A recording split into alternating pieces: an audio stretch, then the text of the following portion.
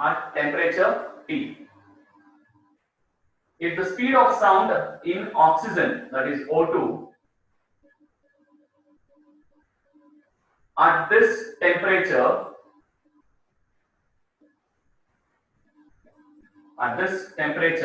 is 450 meter per second. So the speed of sound in oxygen is 450 meter per second. What is the speed of sound in hydrogen at the same temperature? So V equal to gamma R T by M under root.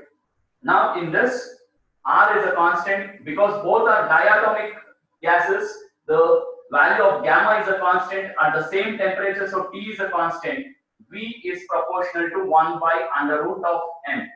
Okay, in this I can write V1 or VH2 by VO2 is equal to under root of MO2 by MH2. MO2 is the molecular mass of oxygen, MH2 molecular mass of hydrogen. So simply substituting it here, what do I have?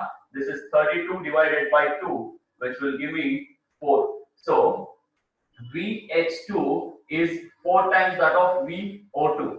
VO2 is 450, so 4 into 450, 1800 meter per second is velocity of sound or speed of sound